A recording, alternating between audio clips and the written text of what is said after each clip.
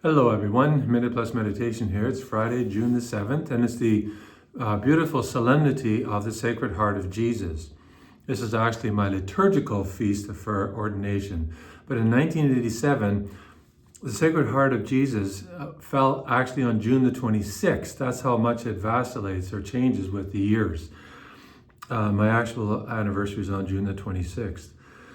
So, this is a great solemnity because we don't give enough attention to the heart, what our heart really is, and we have too much wearing our hearts in our sleeves, to use an expression. If you don't know that expression, go look it up.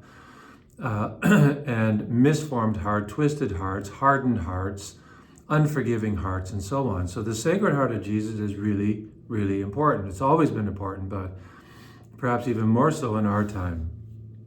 First reading, there's two readings, it's a solemnity. It's taken from the book of the prophet Hosea.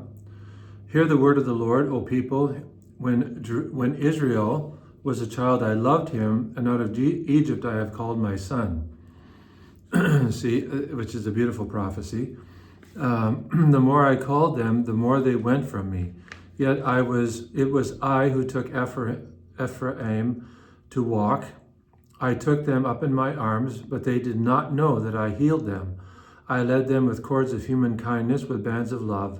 I was to them like those who lift an infant to the cheek. I bent down to them and fed them. Have you ever heard this gobbledygook about, the God of the Old Testament being the God of wrath, the God of vengeance, and so on? What a bunch of hooey. It's a complete misreading of the Bible, of the Old Testament. Listen what Hosea is saying. And you can go further back than Hosea. Yeah, I know God is talking about vengeance and so on, but remember the Epistle to the Hebrews, chapter 10, is a fearful thing to fall into the hands of the living God. Vengeance is mine, saith the Lord. In the Epistle to the Hebrews, Jesus talks about hell 33 times. So God is God, period. God is love. God does not love.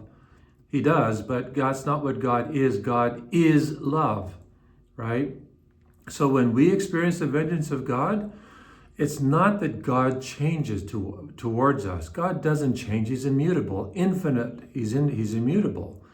He doesn't change or vacillate like you and I do. If he did, we'd all be toast, right? Because he would get ticked off at us like we get ticked off at each other and do violence to each other. God's not like that, thanks be to God. God is immutable. God is love.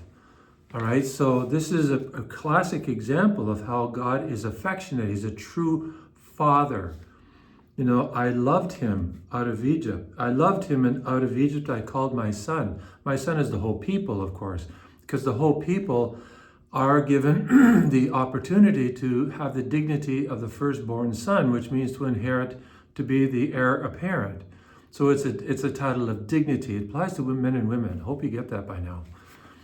So this is a beautiful reading from the prophet Hosea. Minor prophet, but not a minor message.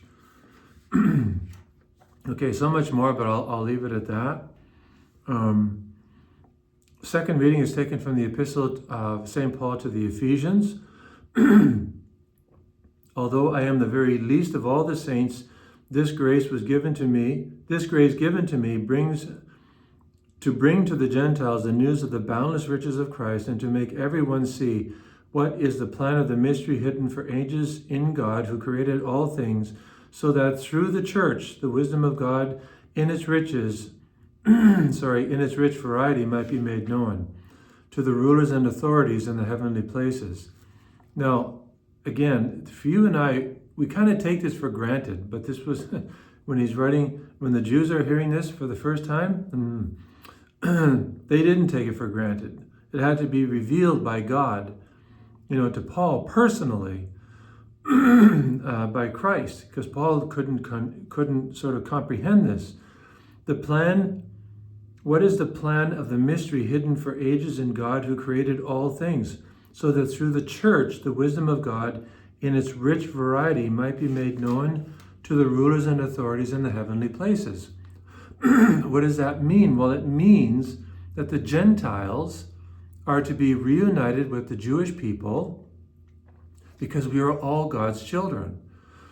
That is the mystery that's why the church has come into existence. It's the worldwide empire, spiritual, supernatural empire, not a material, earthly empire, but a supernatural empire to reunite God's children into one family. It's the magnificent plan of God from all eternity.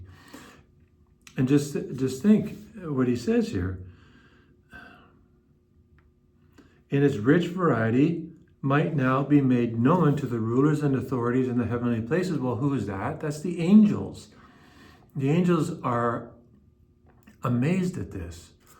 That God so loved these, you and me, so much lower on the scale of being than the angels, that God has formed the church, instituted the church, the Catholic Church specifically, not the Protestant denominations, I'm sorry. No, many elements of truth there, but Christ didn't institute churches. He instituted one bride, the church, the Catholic Church. It's not an arrogant statement. It doesn't make me better than anybody else. That's just revelation. So that just stands on its own. The church, singular, monogamous, the bride, right? To reunite all of the scattered children of God into one family. That's the beauty and the mystery of the church. That's the purpose of the church. It's a saint-making machine to bring all of God's children back into one family.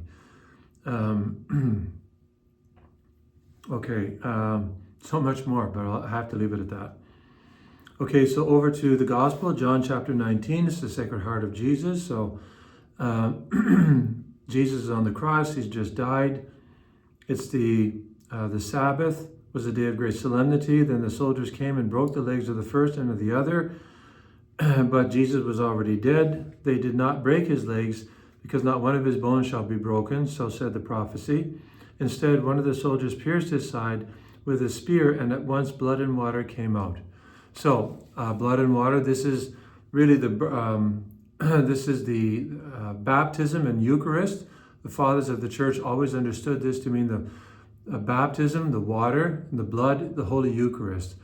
From this comes the sacramental economy, the plan of salvation, the means whereby God is going to reinsert us back into his family, the grace of the sacraments, from baptism through the anointing of the sick. So the Sacred Heart of Jesus, by meditating on it, what's it going to do? Well, first of all, to realize that grace flows from the heart of Christ. So if we receive the sacraments with a heart that's disposed properly, our own hearts, the core, the seat of our decisions, the core of who we are, that's what the heart is in the biblical Hebrew understanding. It's not this physical pump here, but rather it's the core of who we are, the seat of decisions. It's you break my heart means you hurt me to the core, right? It's where we will be assessed and judged in our heart, the decisions we made from the heart.